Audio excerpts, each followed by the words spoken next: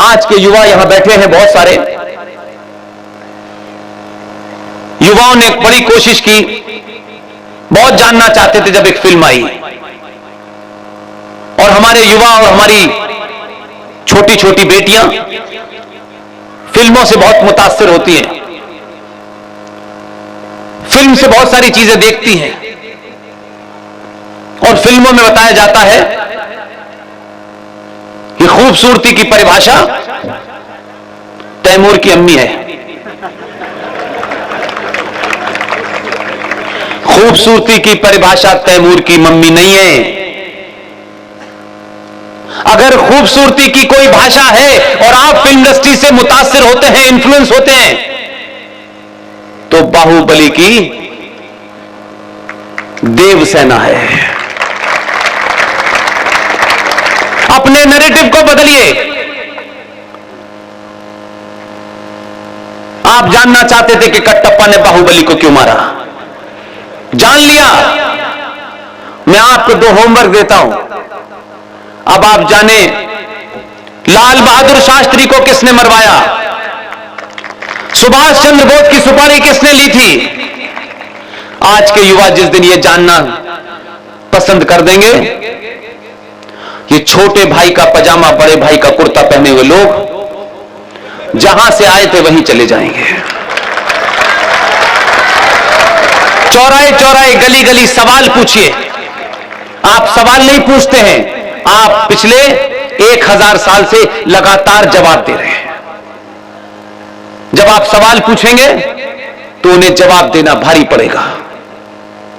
आप पूछिए कि कुरान मजीद की सूरा नंबर 9 आयत नंबर 5 में क्या लिखा हुआ है।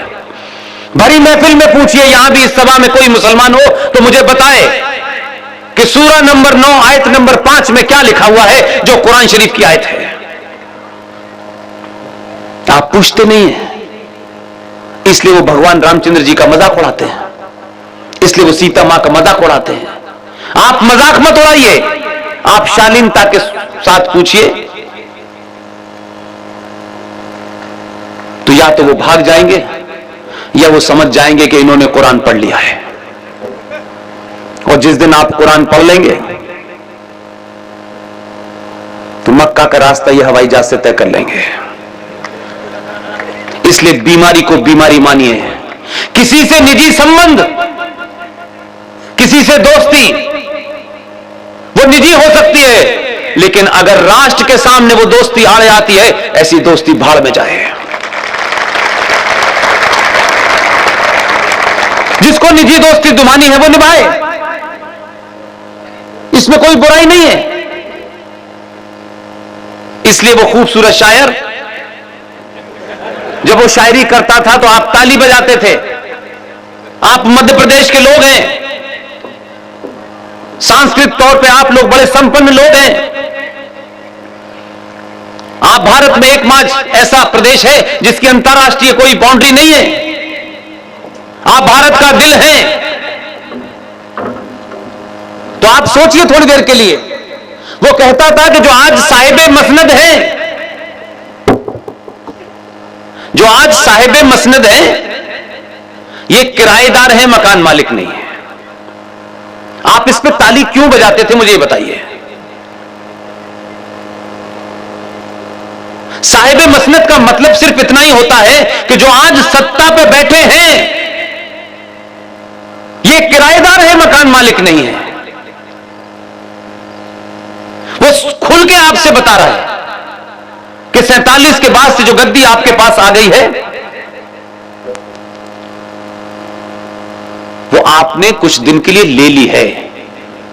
और ये मुगलों के नाजायज वारिसों ने आप में ये क्यों आया कि ये भारत का 90 करोड़ 80 करोड़ समाज, हिंदू समाज इस देश में किराएदार की हैसियत में है, असली मकान मालिक तो हम हैं। इसलिए उस परपंच को समझने की कोशिश करें। हम नहीं समझते, इसलिए ऐसा होता है। इसलिए मैं सरकार में सिर्फ 2 ही आदमियों को जानता हूं, बाकी को नहीं जानता। मुझे कोई इंटरेस्ट ही नहीं है, क्योंकि बाकियों को 25 साल से देख रहा था, उनको बहुत पास से देखा है।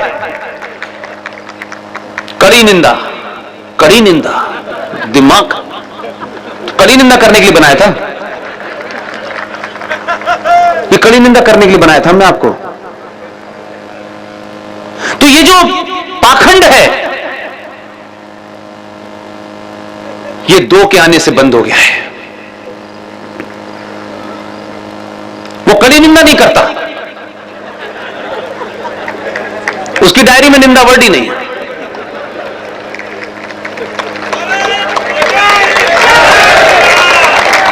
इसलिए आपके पुरुषार्थ को जगाने के लिए, आप कौन है, किसकी संतानें हैं, यह जगाने के लिए कुछ छोटी छोटी घटनाएं भी अगर आप देखें, मैं आज आपके सामने खड़ा हूं, सार्वजनिक मंचों से साफ कहता हूं, मेरा कोई राजनीतिक एजेंडा ही नहीं है, इसलिए किसी संगठन में जुड़ना ही नहीं चाहता। इसलिए चाहे जीडी बख्शी हो, आरएसएस हो, सुशील पंडित हो, ललित अंबरदार साहब हो, अंकुर शर्मा हो, ये सब लोग सब कुछ अपना दांव पे लगाने के बाद बोल रहे हैं। सुशील पंडित के खिलाफ आपने दिल्ली में कुछ लोग देखे पकड़े, सुशील पंडित की आवाज रुक गई क्या? जितनी धमकियां आती हैं उतनी ताकत से हम बोलते हैं, और हमारे बोलने में कोई जेर जबर का फर्क नहीं होता, कोई शब्दों का हेर फेर नहीं होता कि धमकी आ गई है तो शब्द बदल दें, बल्कि उस शब्द के लिए जो भी कड़ा शब्द है वो प्रयोग करते हैं। 2021 है, हजारों साल की हमारी जो सनातन संस्कृति है, ये देश उसकी तरफ मुड़ गया है, और छोटी छोटी चीज से कैसे बदलाव हो सकता है। इसलिए मैंने कहा कि अपने स्वार्थों से ऊपर उठेंगे तो आपको लगेगा कि पूरी दुनिया क्यों परेशान है। इंग्लैंड के चुनाव में, अमेरिका के चुनाव में भारत क्यों डिस्कस हो रहा है, भारत की भूमिका क्या है। अभी इंग्लैंड का चुनाव कुछ दिन पहले हुआ है, उस चुनाव में एक लेबर पार्टी थी। आप अंतर्राष्ट्रीय मामलों पे थोड़ा सा ध्यान दें, खासतौर से जो मेरी बेटियां हैं, बहनें हैं, माएं हैं, आज आपके पास में ऐसी चीज है कि आप कुछ भी देख सकते हैं उस पे। सूडान, नाइजीरिया, इथोपिया, वहां का मुसलमान जो इंग्लैंड में रह रहा है, पाकिस्तान का मुसलमान, भारत का मुसलमान, बांग्लादेश का मुसलमान, उन सब ने मिलकर, आप जरा उनका एजेंडा देखिए। हमारे यहां तो अभी डिबेट करेंगे तो अभी लोगों के 50 तर्क हो जाएंगे, अपने स्वार्थ हो जाएंगे, क्योंकि मैं फला पार्टी से मुझे टिकट मिला है, इसलिए इस स्वार्थ में मैं सच बात नहीं कहूंगा। मुझे सेकुलर रहना है, मुझे अपने पार्टी हाई कमांड की चिंता करनी है। पार्टी हाई कमांड राष्ट्र से बड़ी नहीं हो सकती है। दुनिया भर के मुसलमानों ने इंग्लैंड के चुनाव में लेबर पार्टी पे दबाव डाला। यह मैं सिर्फ इसलिए बता रहा हूं कि आपके खिलाफ भारत ही नहीं, दुनिया भर की ताकतें वो ये नहीं चाहती कि भारत हजारों साल पुरानी अपनी संस्कृति को प्राप्त करे। लेबर पार्टी पे दबाव बनाया, कहा कि आप अपने पार्टी के मैनिफेस्टो में शामिल करें और यह रेजोल्यूशन पास करें कि जब आप जीत जाएं तो यूनाइटेड नेशन की जो सिक्योरिटी काउंसिल है, यूएनओ की जो सबसे सुप्रीम बॉडी है, जो पावरफुल बॉडी है, उसे सिक्योरिटी काउंसिल कहते हैं, जिसे सुरक्षा परिषद के नाम से जाना जाता है। विश्व के 5 देश उसके परमानेंट मेंबर हैं, उनको वीटो पावर होती है। एक भी मुल्क वीटो पावर करेगा कि यह काम नहीं हो सकता तो वो सब पे लागू होती है। इथोपिया का और सूडान का मुसलमान जहां 2 वक्त खाने के लिए नहीं है, लेबर पार्टी पे दबाव बनाया कि हम आपको वोट देंगे, आप अगर जीते तो क्योंकि आप सिक्योरिटी काउंसिल के मेंबर भी हैं, आप जीतने के बाद भारत के अंदर एक कट्टरपंथी हिंदू शासक आया है, उसने जम्मू कश्मीर से धारा 370 हटा दी है। सिक्योरिटी काउंसिल में आप रेजोल्यूशन लाएंगे कि धारा 370 को वापस किया जाए। यह लेबर पार्टी ने रेजोल्यूशन पास किया। आपको शायद इस बात की जानकारी नहीं होगी।